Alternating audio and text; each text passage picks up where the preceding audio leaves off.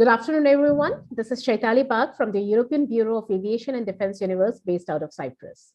The Indian Army is celebrating today the 29th Raising Day of its Air Defense Corps. And to commemorate the occasion, ADU has in its chat room today former DG, Army Air Defense Corps, retired Lieutenant General VK Saxena. Sir, welcome and a very, very happy Raising Day. Thank you. Thank you very much. Now, I request our editor, Sangeeta Saxena, to take the discussion forward. Thank you very much, Atali. Sir, it's a great occasion for us and a very happy moment. And just the right man on the right day in ADU's chat room, sir. Who better than you today to tell us about, the core, how is it developing, what does it need, what is its wish list and everything. And we've been waiting, for this day to happen so that we can talk and we can ask you, it's a core which attracts so much of attention. We know that it's, absolutely saving us in the skies. And sir, I begin with asking you my first question, which is that where is it headed? First of all, thanks very much for your greetings on the Army 29th Raising Day of the Corps of Army Air Defense. And I'm very happy to say today that Army Air Defense is correctly headed today, starting from a very unenvious past of a great, huge percentage of obsolescence and obsolete weapon systems. Today, I can see the colors of Atmanirbharta as well as Make in India coloring the greater canvas of Army AD.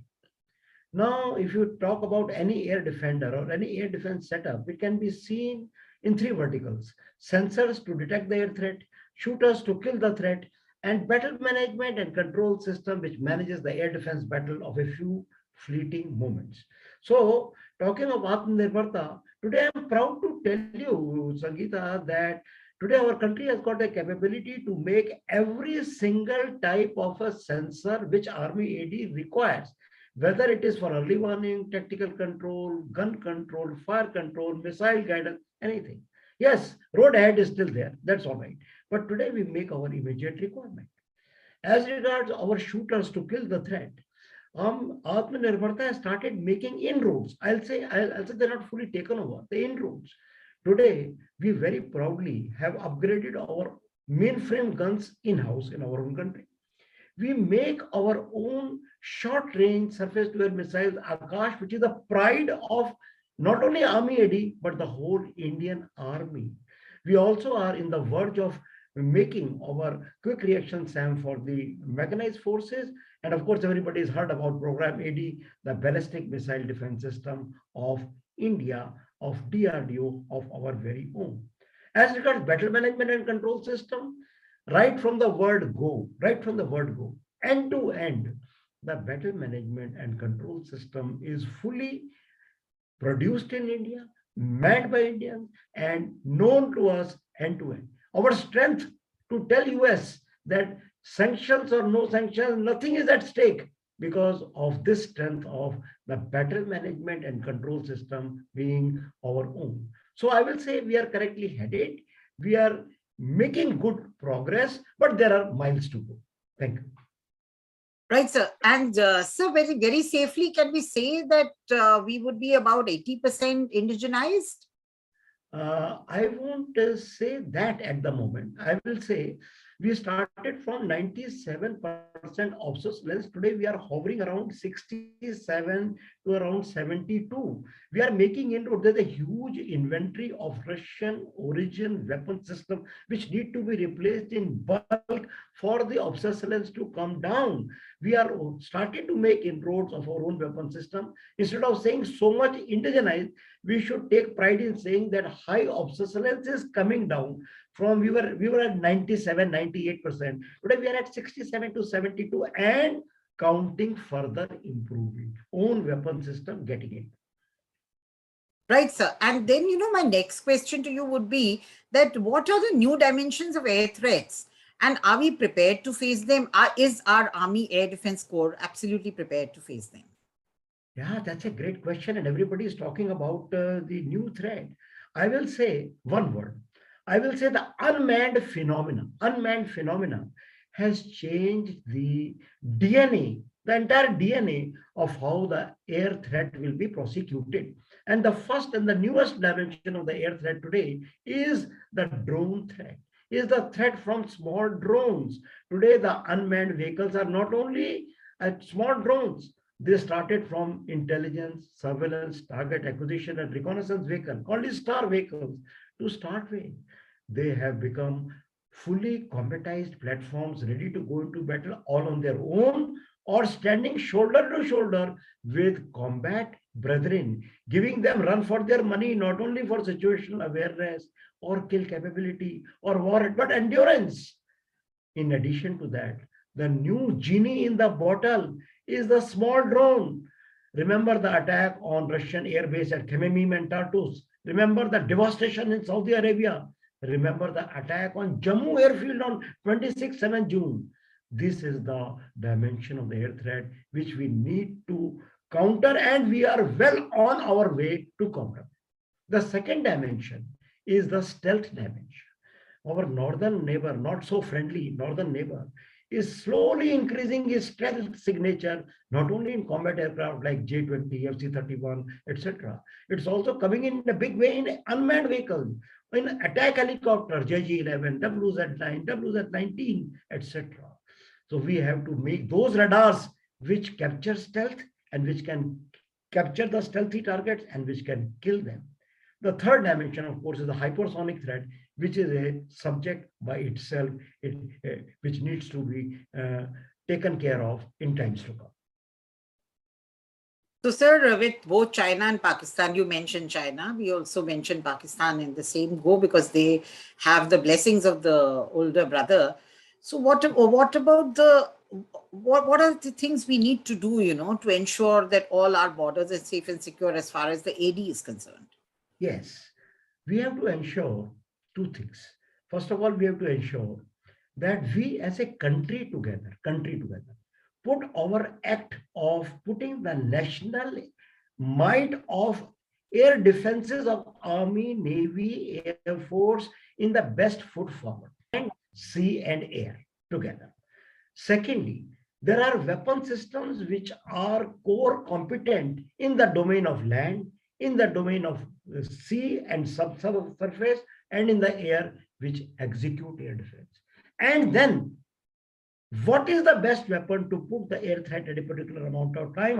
How to execute this air battle is the umbilical cord called the battle management and control system. So while we have radars, we have sensors, we have shooters, we have everything else.